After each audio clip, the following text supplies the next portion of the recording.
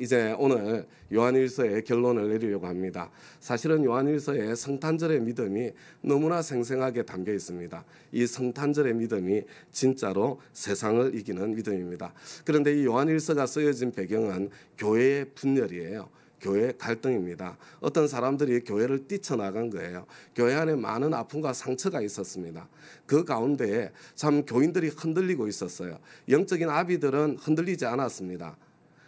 영적인 젊은이들 흔들리지 않았어요. 그렇지만 약간 흔들렸던 것 같아요.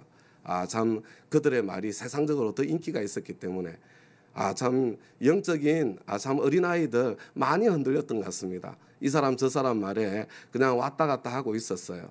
그래서 참 내면에서 들리는 성령의 음성을 들으라고 강력하게 호소를 했죠. 참 테크니아라고 불리는 갓난 영적인 어린아이들이요. 그렇죠. 마음속에 어쩌면 이게 교회냐, 어떻게 교회가 이럴 수 있냐, 속은 것 아니냐, 참 온갖 마음속에 많은 생각들이 일어났을 것 같습니다. 여하튼 이런 상황 속에서 그 상황을 이겨내야 되는 거예요. 그런데 첫 번째는요, 빛이신 하나님과의 사귐으로 이기라는 겁니다. 그때 비로소 이길 수 있다는 거죠. 그 상황 속에서 먼저 빛이신 하나님 앞에 나아가서 나 자신의 참모습을 볼 수 있게 될 때에 내가 좀 섭섭한 사람, 속상한 사람 용서하고 품어주고 용납하고 받아들일 수 있는 힘이 생긴다는 거죠. 두 번째로는 영적인 성장 단계가 있다는 이야기입니다. 성장해야 이길 수 있고 성장해서 이긴다는 거죠. 그래서 좀 미움이 생기는 것, 좀 마음이 흔들리는 것 다 괜찮다는 겁니다. 참 그렇지만 그 가운데 하나님의 사람답게 반응하라는 거죠. 공동체 안에 있는 영적인 아버지들을 바라보라는 겁니다. 흔들리지 않고 서 있는 그 사람들의 비밀을 배우라는 거죠. 그리고 이제 설명을 하는 겁니다. 진짜 신앙이 무엇인지. 불법이 아노미아가 죄다. 진짜 죄는 그냥 세상 사람들이 보통 사람들이 생각하는 것처럼 좀 이렇게 그런 거 있잖아요. 살인하고 이렇게 아니면 도둑질하고 거짓말하고 불의라고 불리는 것, 이런 것들이 죄인데 죄가 맞는데, 그런데 하나님이 말씀하시는 진짜 죄는 그것을 넘어서 아노미아, 자기가 하나님 자리에 서서 자기가 하나님 노릇하는 그게 진짜 죄라는 겁니다. 그리고 지금 교회를 분열시키고 있는 자들이 종교 전문가들이기는 한데 그들이 얼마나 큰 죄인인지 그것을 보라는 이야기예요. 그래서 여러분, 예배하는 무법자, 교회 안에 카인과 같은 사람들이 있다는 것을 말씀하는 겁니다. 여러분, 카인이 예배하는 사람이었어요. 그런데 동생을 죽였습니다. 미움은 살인과 같은 거예요. 하나님을 더 잘 섬기겠다고 하면서 계속해서 살인을 저지르는 그런 사람들이 교회 안에 가득하더라는 거예요. 여러분, 바리새인들이 그런 사람들이잖아요. 그래서 종교적으로는 가장 탁월했는데 하나님 아들 예수님까지 십자가에 못 박아 죽여버렸잖아요. 여러분, 교회 안에 카인들이 있습니다. 근데 내가 교회 안에 있는 그 카인이 아닌가? 예배하는 그 카인이 아닌가? 하나님을 더 잘 믿겠다, 더 잘 섬기겠다, 교회를 더 잘 세우겠다, 그런 마음으로 그저 더 잘하고 싶은 거 아니에요? 그런데 그것 때문에 형제를 미워하고, 그래서 실제로는 하나님 앞에서 살인을 저지르고 있는 그런 너 그 가인이 아니냐. 여러분, 교회 안에 가인들이 많습니다. 빛이신 주님 앞에 서야 돼요. 내가 가인이로구나. 그것을 볼 줄 알아야 됩니다. 그러니까 예배하는 무법자가 있으니까 분별할 줄 알아야 합니다. 교회를 분열시킨 그들은 자기가 왕인 무법자이기에 종교 활동은 열심히 하지만 하나님의 법인 사랑의 법을 무시하고 더 잘하려 한다는 명분으로 미워하고 분열시킨 거예요. 여러분, 그 사람들 꽤 괜찮은 사람들이었을 가능성이 많습니다. 여러분, 이 거짓 예언자가 나오죠. 여러분, 거짓 예언자가 뭐예요? 교회 안에 있는 탁월한 믿음의 실력자들이에요. 사실은 믿음의 실력자가 아니죠. 종교 실력자들이죠. 종교적 탁월함이 있을 수는 있지만 하나님이 사랑이시고 하나님의 법이 사랑이라는 사랑의 법이라는 것 자체를 모르고 하나님의 법을 삶으로 무시하는 겁니다. 여러분, 이 세상에 어떤 법보다 큰 법이 사랑의 법이거든요. 아무리 좋은 것도 사랑의 법을 깨면 그러면 하나님의 제일 중요한 법을 깬 자에 불과한 거예요. 그래서 여러분 마태복음 7장에 보면 주여 주여 우리가 주의 이름으로 선지자 노릇하고 주의 이름으로 귀신을 쫓아내고 주의 이름으로 많은 권능을 행하지 않았습니까? 여러분 종교적으로 탁월한 사람들 아니에요. 근데 예수님 뭐라고 그래요? 여러분 거기에 아노미아가 나와요. 불법을 행하는 자들아 이렇게 돼 있는데요. 사실은 정확한 번역은 이 무법자들아 너희들이 언제 내 뜻대로 성경을 가르쳤으며 내 뜻대로 뭐 권능을 행하였으며 내 뜻대로 귀신을 쫓아냈느냐. 너희들 자랑을 위해서 너희들 욕심을 위해서 네 마음대로 그렇게 한 거지. 내가 너희를 통우지 알지 못하니까 너희들은 나에게서 떠나가라. 여러분 이게 예수님의 말씀이잖아요. 우리는 진짜 뭐가 뭔지를 모르는 경우가 많아요. 여러분 예수님께서 성탄절에 오신 것은 왕을 바꾸기 위해서 오신 것입니다. 성탄절의 참 의미는 여러분 내가 왕으로 살다가 예수를 왕으로 모시도록 하기 위해서 오신 거예요. 근데 왜 우리는 내가 왕으로 살던 삶에서 예수를 왕으로 모시는 삶으로 방향을 바꾸나요? 그 크신 사랑 때문에. 나를 그렇게까지 사랑하시니까 내가 기꺼이 왕을 바꿀 수 있는 것입니다. 우리 요한일서 4장 5절부터요 19절까지 조금 길지만 어저께 들었던 말씀을 생각하면서 한번 읽어보겠습니다. 시작. 그들은 세상에서 났습니다. 그런 까닭에 그들은 세상에 속한 것을 말하고 세상은 그들의 말을 듣습니다.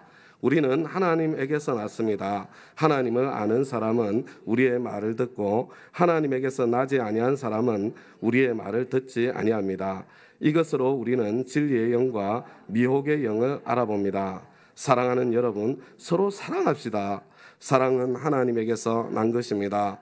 사랑하는 사람 하나님에게서 났고 하나님을 압니다. 사랑하지 않는 사람은 하나님을 알지 못합니다.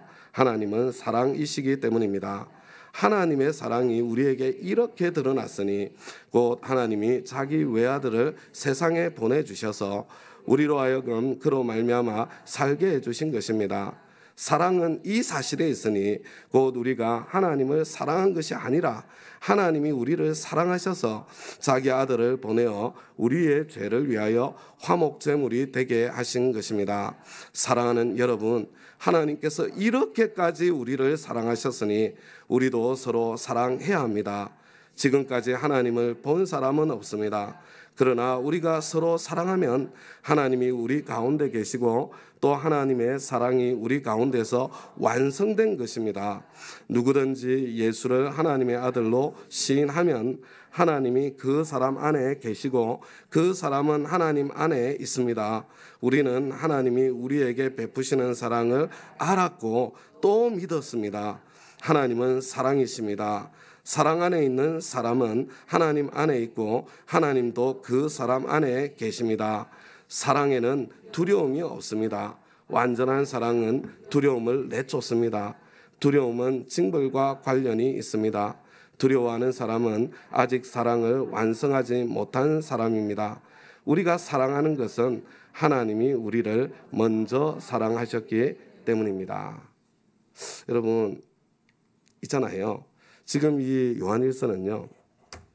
세상의 법이 교회 안에까지 침투해서 교회 안에서도 하나님의 법과 세상의 법이 충돌하고 있는 것을 저와 여러분에게 보여주고 있는 것입니다. 여러분 이 세상의 법은요. 육신의 정욕, 안목의 정욕, 이생의 자랑. 여러분 이게 세상의 법이에요. 여러분 욕망과 정욕을 채우기 위해서 높아지고 강해지고 자랑하는 겁니다. 여러분 내 욕망과 정욕을 채우기 위해서 수단과 방법을 가리지 않고 높아지고 강해지고 자랑하는 것. 그래서 이것은 비교와 경쟁의 법입니다. 여러분 이것은 성공의 법이에요. 여러분 이 세상의 법은 효율의 법입니다. 여러분 이 세상의 법은요 옳고 그름의 법이에요. 근데 그 옳고 그름을 효율로 가지고 따집니다. 여러분 이 세상의 법은 정말로 세상에서 너무너무 인기가 있어요. 여러분 이 세상의 법을 따라가면 진짜 세상에서 성공할 수 있습니다. 그래서 여러분 이 교회 안에 이와 같은 세상의 법이 얼마나 만연해 있는지 여러분 그것을 볼 줄 알아야 될 것입니다. 그죠? 수단과 방법을 가리지 않고 주일 예배고 뭐고 다 내팽개치고 그리고 그냥 사람들이 좋다는 대학에만 가면 하나님의 복을 받은 것이고 여러분 성공한 거예요. 성공한 거 아니에요? 옆에서 박수 쳐주지 않습니까? 여러분 수단과 방법을 가리지 않고 돈만 많이 벌면 그래서 돈이 많이 쌓이면 성공한 겁니다. 그래서 돈 좀 잘 쓰면 돼요. 그러고 난 뒤에 여러분 돈 쓰는 것과 주님께 드리는 것은 전혀 다른 거거든요. 세상의 법입니다. 여러분 수치스러운 성공 근데 그것에 열광하는 교회 이게 지금 세상의 법에 점령당한 교회잖아요. 그죠? 하나님께서는 영광스러운 실패처럼 보이는 성공 여러분 영광스러운 실패가 아니에요. 영광스러운 실패처럼 보이는 성공 그것을 우리에게 기대하시는데 교회 안에서 세상의 법이 너무 만연하다 보니까 여러분 교회 자체가 작동하는 방식도 비교와 경쟁으로 수단과 방법을 가리지 않고 짓밟고 일어서고 올라서는 것으로 형제 교회를 비난하면 안 되는 거죠. 이제 사람만 많이 모이면 좋은 교회야. 수단 방법을 가리지 않고 그렇잖아요. 옆에 있는 형제 교회들이 어떻게 되든지 관계없이 뭐 이런 거예요. 그런데 여러분 하나님의 법은 여러분 세상의 법이 비교와 경쟁의 법이고 성공의 법이라는 걸 알아야 됩니다. 그런데 하나님의 법은 여러분 정반대예요. 정반대. 하나님의 법은 사랑의 법입니다. 하나님의 법은 섬기고 베풀고 나누고 양보하는 법이에요.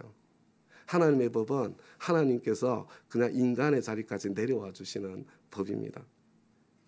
그런데 저와 여러분이 하나님의 법을 따를 때 그때 하나님의 기도의 응답이 오는 거예요. 아니 수단과 방법을 가리지 않고 자기가 성공하려고 발버둥 치고 있는데 하나님께서 거기에 기도의 응답까지 해주셔가지고 무슨 그 성공을 강화시켜 줄 것 같아요. 거짓말하지 마세요. 여러분들이 이룬 거예요. 그렇게 이룬 것은 내 능력의 크기만큼 이룬 거겠지. 수단과 방법을 가리지 않고. 여러분 하나님의 기도의 응답. 그래서 기도의 응답 사랑할 때에 하나님께서 기도의 응답하신다는 이야기가 나오는 거죠. 여러분 때가 되면 너희를 높여주시는 그 하나님의 응답을 경험하게 되고요. 일용할 양식을 채워주시는 하나님의 응답을 경험하게 되는 거잖아요. 그런데 세상 속에서 이 세상의 법이 지배하고 있는 이 세상 한가운데서 하나님의 법대로 살려고 하면요. 두려움이 밀려옵니다. 나 이러다 쪽박 차는 거 아니야? 나 이러다 망하는 거 아니야? 와, 나 이러다가 개털되는 거 아니야? 나 이러다가 무시만 당하는 거 아니야? 여러분 끝없는 두려움들이 밀려오는 거예요. 여러분 그 두려움을 사랑이신 하나님과의 사귐으로 이기는 겁니다. 여러분 이 세상 가운데에서 우리가 하나님의 법으로 이기려면 사랑이신 주님과의 끊임없는 사귐 가운데 있어야 되는 거예요. 왜냐하면 여러분 내가 하나님의 사랑을 받으면 받을수록 그래 맞아 하나님이 세상보다 크셔 두려움이 점점 밀려가게 돼 있고요. 여러분 저와 여러분이 사랑하면 사랑할수록 제가 어저께 말씀드렸죠. 그 힘없어 보이는 닭도요. 병아리를 지키기 위해서는 구렁이고 뭐 아니면 고양이고 개고 다 싸웁니다. 두려움 없이 싸워요. 사랑이 커지면 두려움이 밀려가게 돼 있는 것입니다.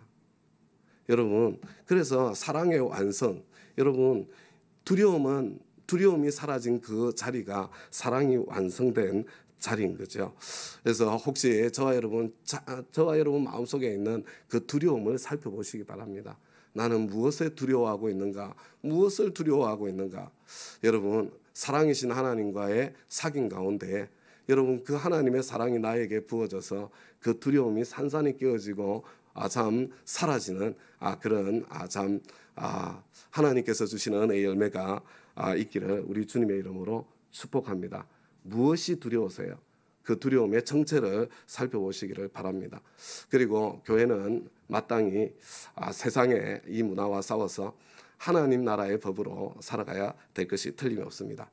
자, 그래서 여기까지가 저는 1장부터 4장까지 제가 본 거고요. 이제 마지막으로 5장 이제 결론이죠. 우리 1절 같이 한번 읽어보겠습니다. 1절 2절 시작. 예수가 그리스도이심을 믿는 사람은 다 하나님에게서 태어났습니다. 낳아주신 분이 사랑하는 사람은 다 그분이 낳으신 이도 사랑합니다. 우리가 하나님을 사랑하고 또 그 계명을 지키면 이로써 우리가 하나님의 자녀를 사랑한다는 것을 압니다. 여러분, 예수가 그리스도이심을 믿는다는 게 뭔지 아시겠어요? 교리를 믿는 게 아니에요. 십자가를 지신 그 예수가 하나님의 아들 메시아라는 걸 믿는 하나님의 사랑을 믿는 거예요.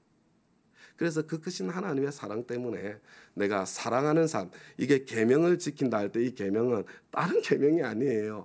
얘들아, 수많은 계명이 있는데 그 계명은 딱 하나야. 사랑하라는 거야. 그런데 내가 미워할 수밖에 없는 상황 속에, 내가 열받는 것이 당연한 상황 속에 내가 사랑하기를 선택해 보면, 내가 사랑하는 그 발걸음을 내디디면, 와, 이렇게 말씀하신 것이 하나님께서 정말로 나를 사랑하시기 때문이었구나. 여러분, 저와 여러분은요, 사랑하는 삶을 살면서 하나님의 사랑의 깊이에 점점 더 들어가게 되는 거예요. 사랑하지 않으면 하나님의 사랑의 깊이 속으로 들어갈 수가 없는 거죠. 3절 4절 같이 읽습니다. 하나님을 사랑하는 것은 그의 계명을 지키는 것입니다. 하나님의 계명은 무거운 짐이 아닙니다. 하나님에게서 태어난 사람은 다 세상을 이기기 때문입니다. 세상을 이긴 승리는 이것이니 곧 우리의 믿음입니다. 여러분, 있잖아요. 하나님의 계명은 사랑하라는 계명이고요. 그런데 저와 여러분은 세상을 이긴다. 세상을 이긴다 그러면은 막 이렇게 신념을 가지고 이기는 거라고 자꾸 생각을 해요. 여러분, 믿음은 신념의 측면이 없는 것이 아닌데요. 여러분, 믿음의 중심은 신념이 있는 게 아니에요. 신념은 결과로서 나오는 거죠. 여러분, 우리의 믿음, 그것이 뭡니까 도대체 정체가? 그래서 5절에 다시 나와요. 세상을 이기는 사람이 도대체 누구입니까? 예수가 하나님의 아들이심을 믿는 사람이 아니고 누구이겠습니까? 여러분, 뭔지 아시겠죠? 십자가를 지신 그분, 인간으로 오신 그분, 그래서 십자가 위에서 피 흘리신 그분이 하나님의 아들이시라는 것. 하나님께서 그렇게까지 나를 사랑하신다는 것. 그래서 하나님은 존재 자체가 사랑이시라는 것. 여러분, 이걸 믿는 믿음을 이야기하는 거예요. 그걸로 세상을 이긴다는 겁니다. 6절부터 8절은요. 저는 지금까지 여러 설교도 듣고 여하튼 주석도 읽고 실력자 친구들하고도 이야기해보고 도대체 하나도 마음에 드는 대답이 없어요. 동의가 되지 않아요. 그런데 저는 그냥 이거 설명 다 하려면 시간이 너무 많이 가니까요. 이렇게 돼 있죠. 이제 예수님에 대해서 이야기를 하는 겁니다.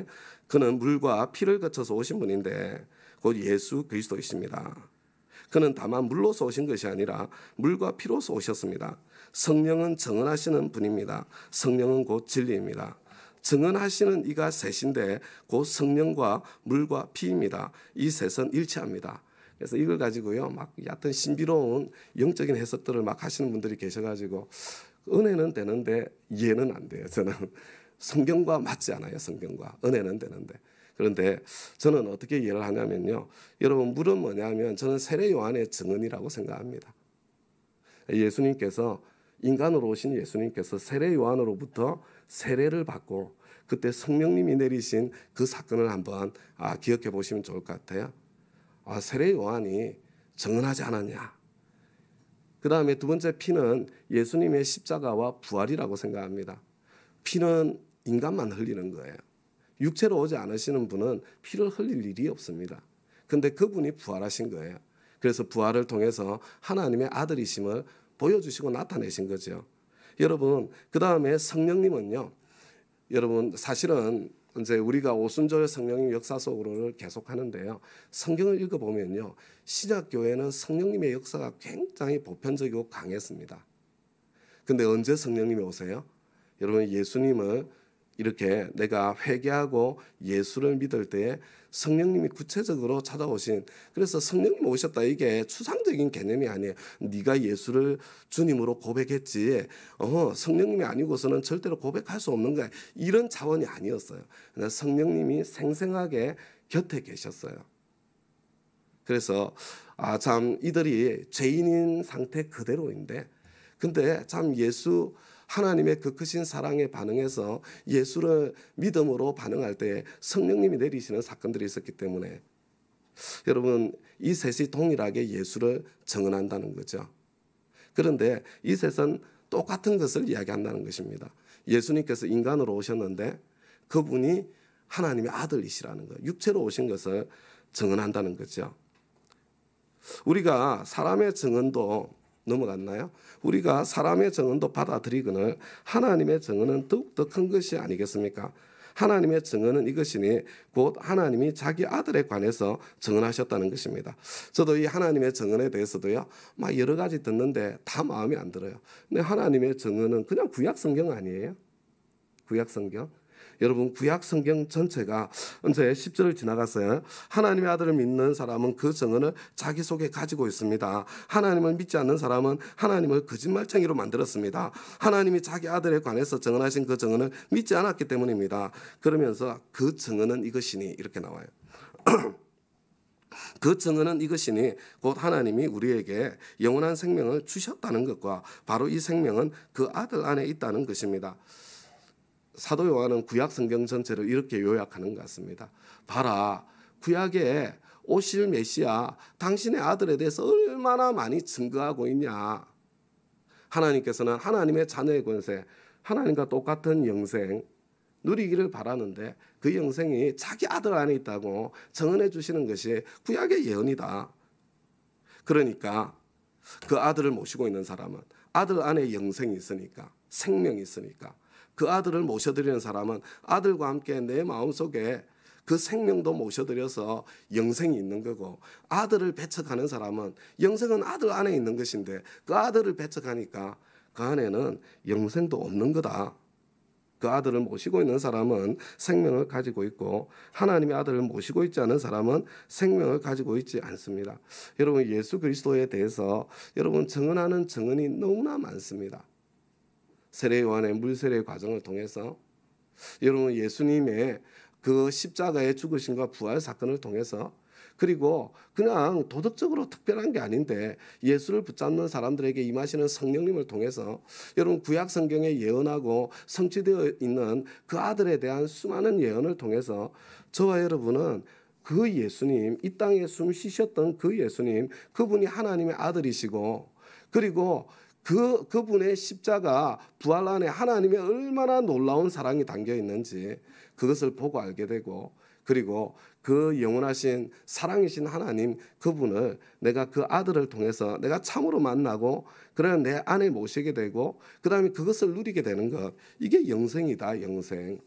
영생이 그냥 영원히 시간만 지속되는 것이 아니라 그 하나님과 사랑의 연합 속에 들어가는 게 영생인 거죠. 자, 그래서 13절 같이 있습니다. 시작.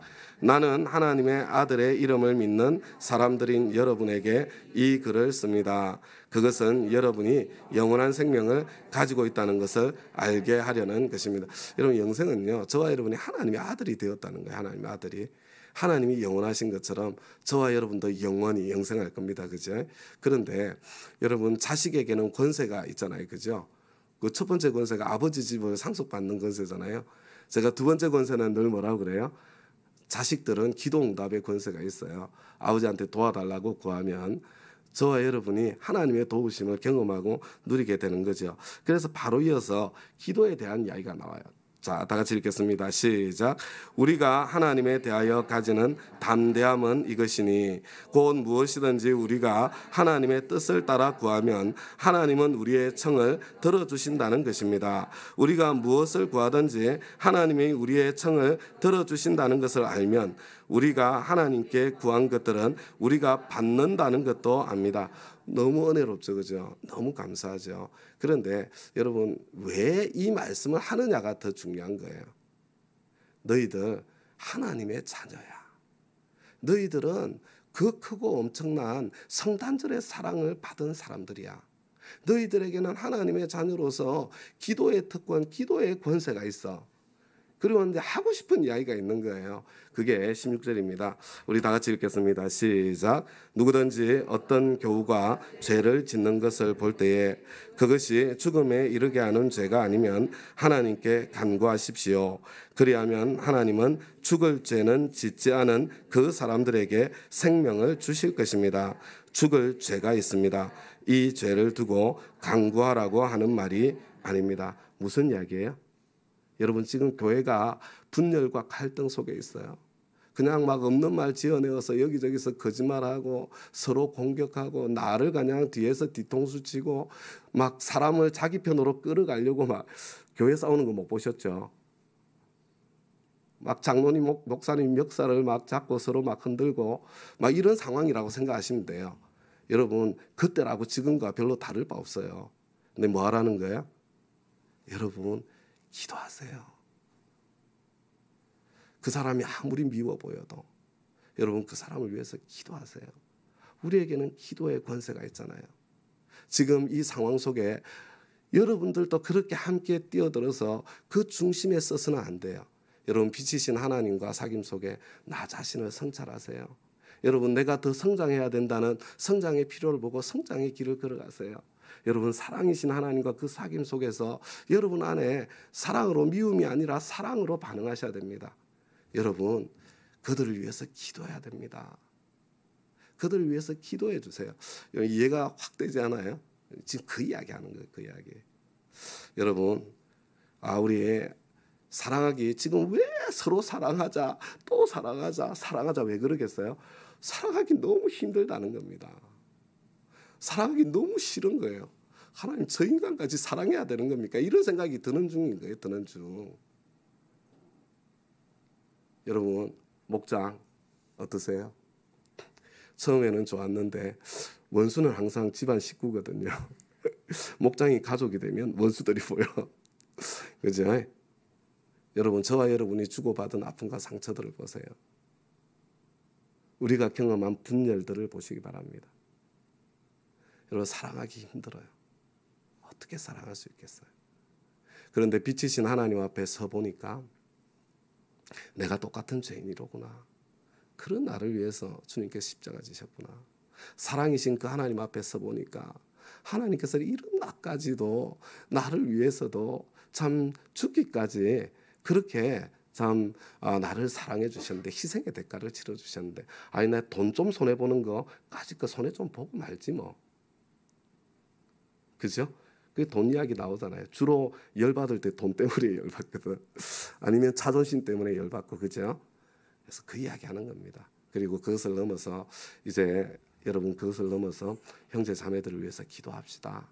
물론 그들 가운데 그것이 하나님 앞에 죄인 것이 틀림이 없지만, 근데 어떤 죄는 죽음에까지 이르지 않는 죄입니다. 대부분의 죄가 죽음에까지 이르지 않아요. 우리 주님의 그 크신 사랑 때문에. 그러나 절대로 용서받을 수 없는 죽음에 이르는 죄가 있거든요. 그죠? 성령님을 모독하는 죄죠. 그죠? 그래서 뒤에 가면 나와요. 요한 2서 3서에 가면 참 내가 뭐 기도로까지 섬길 필요가 없는 사람들에 대한 이야기가 나와요. 그렇지만 이런 대부분의 사람들은 그렇지 않습니다. 대부분의 사람들은 우리 공동체 안에 어떤 사람들 때문에 내가 마음이 아프고 힘들든지, 여러분, 이 요한 1서가 말씀해 주시는 이것으로 우리가 있잖아요. 승리는 다른 게 아니에요. 승리는 사랑하는 게 승리하는 겁니다. 그래서 마지막으로 기도로 승리할 수 있기를 바랍니다. 기도로. 그래서 우리 웬만한 죄 있잖아요. 그냥 대부분의 죄라고 생각하세요. 죄가 있으면 관계가 깨지고 상처가 찾아오거든요. 내가 기도로 하나님 불쌍히 여겨주세요. 하나님 회복시켜주세요. 하나님 돌이켜주세요. 기도로 승리할 수 있기를 바랍니다. 혹시 깨어졌던 관계가 있었는데 내가 이제 막 얼굴도 보지 않고 그냥 막 쳐다보기만 하면 힘들고 그런 관계가 있으시면, 성탄절이 뭡니까? 성탄절이. 성탄절은 막힌 담이, 벽이 허물어지는 게 성탄절이잖아요. 우리가 성탄절을 맞이하면서 내가 손을 좀 먼저 내밀면 안 돼요? 손 먼저 내밀기 싫어요? 그러면 기도는 먼저 할 수 있잖아요. 기도는. 그죠? 그래서 우리 16절 다 같이 한번 더 읽겠습니다. 시작. 누구든지 어떤 교우가 죄를 짓는 것을 볼 때에 그것이 죽음에 이르게 하는 죄가 아니면 하나님께 간구하십시오. 그리하면 하나님은 죽을 죄는 짓지 않은 그 사람들에게 생명을 주실 것입니다. 죽을 죄가 있습니다. 이 죄를 두고 간구하라고 하는 말이 아닙니다. 여러분, 나보다 더 지독하게 나쁜 사람 같으면 기도하지 마세요. 나 같은 인간도 구원해 주셨는데 나보다 덜한, 내가 하고 있는 똑같은 일 하는 사람이면 죽을 죄 아닌 거 아니에요? 나 같은 사람도 구원받았는데.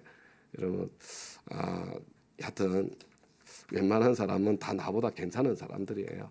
하나님 앞에 우리 기도하고 관계를 회복하면 정말 좋겠습니다.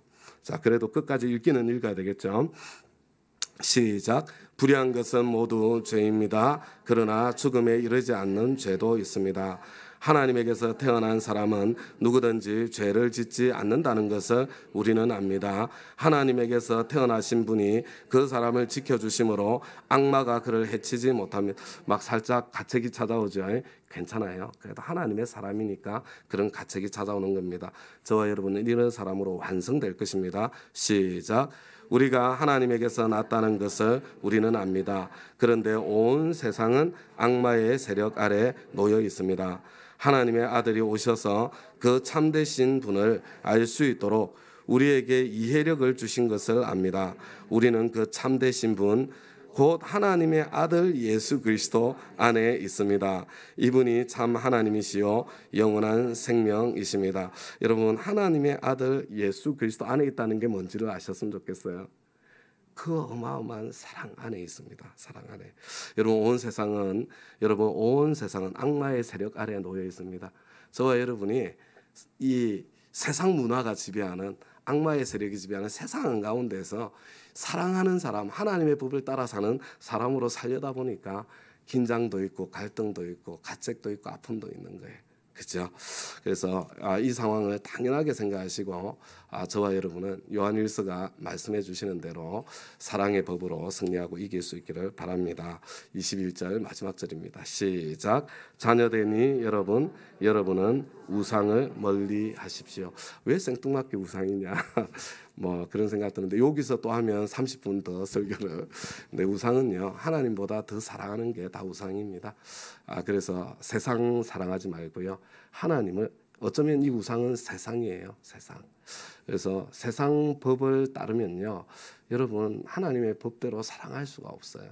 근데 망할 것 같은 두려움이 따라와도요, 하나님의 법을 따라가면 하나님께서 기도에 응답하시고 하나님께서 하나님의 성공을 선물해 주십니다. 우리 교회는 그와 같은 성공이 많이 있어서 감사하고요, 더 풍성하게 가득하기를 소망합니다.